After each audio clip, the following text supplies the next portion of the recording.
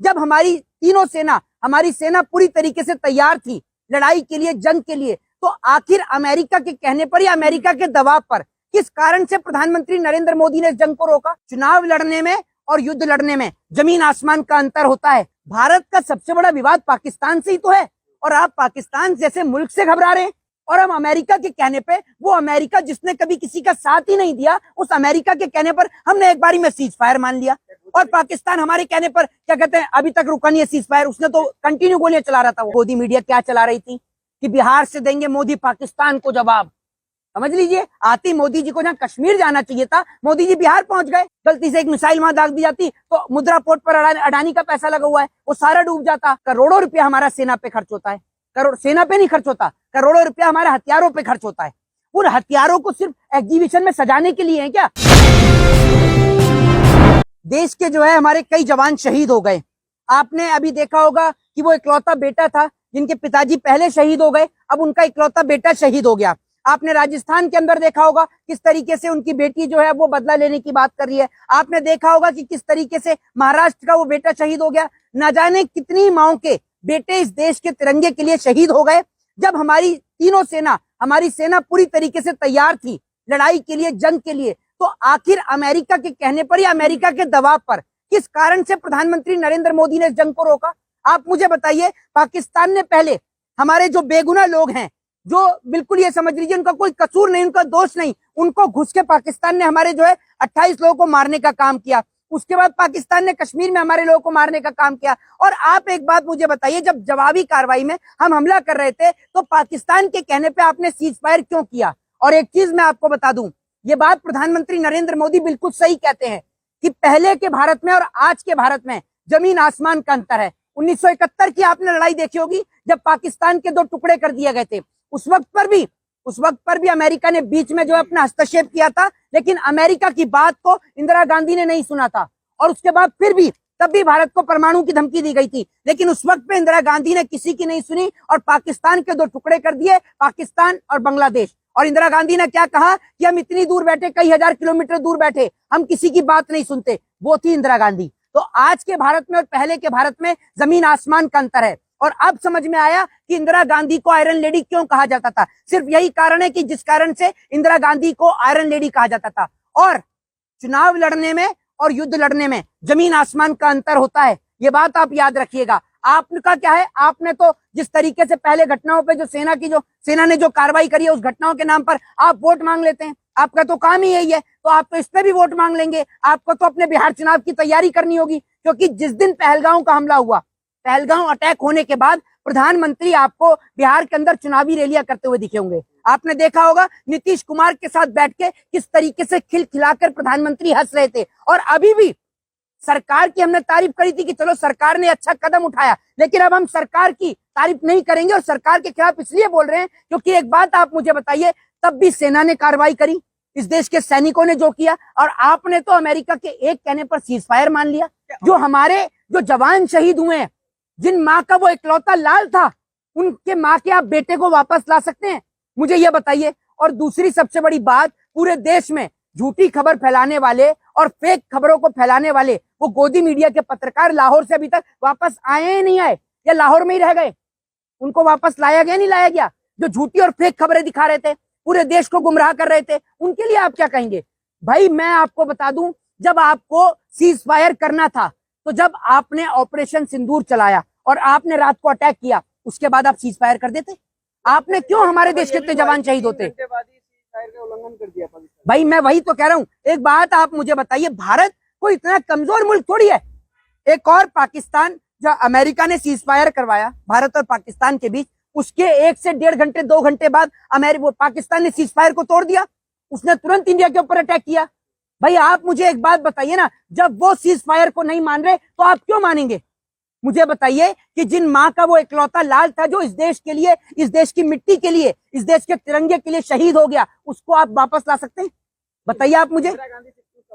इंदिरा गांधी से इसलिए कंपेयर कर रहे हैं नरेंद्र मोदी को, क्योंकि उस वक्त पर भी यही सिचुएशन थी, और उस वक्त से ज्यादा हथियार आज हमारे पास में। तो राफेल, ये जो इतने बड़े बड़े विमान, तेजस, और जो इतनी बड़ी बड़ी जो मिसाइलें लाके आपने रखी थी, ये किसने रखी हुई है?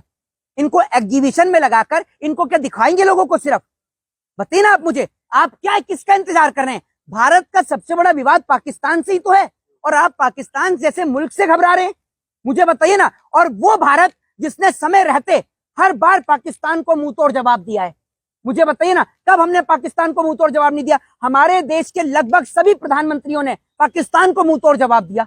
आपने देखा होगा लाल बहादुर शास्त्री को किस तरीके से लाहौर तक घुस गए थे, आपने देखा श्रीमती इंदिरा गांधी को किस तरीके से पाकिस्तान के 2 टुकड़े कर दिए। और आज जब भारत सक्षम भारत है, समर्थ भारत है, तो हमें किसका डर?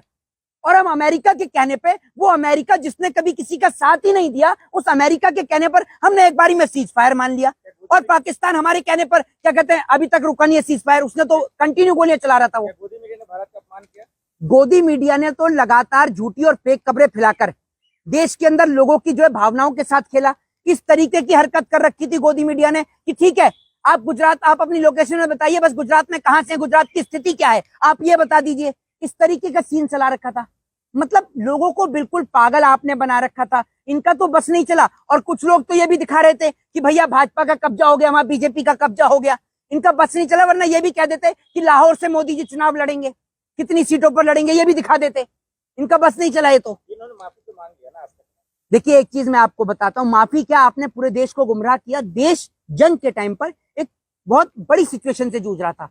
जंग आपके और हमारे लिए कहना बहुत एक इजी होता है, लेकिन जिनके लोग सरहदों पर हिफाजत कर रहे हैं ना, या और जो लोग जो सरहदों पर रहते हैं, उनसे पूछिएगा कि जंग उनके लिए कितना बड़ा खतरा है।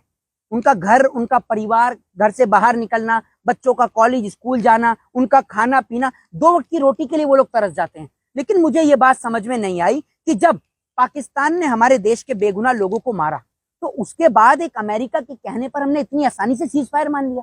मतलब कल को अगर चाइना जो हमारी जमीन को कब्जा करके बैठा है, हम तो उसको छुड़ाने की बात भी नहीं कर सकते फिर।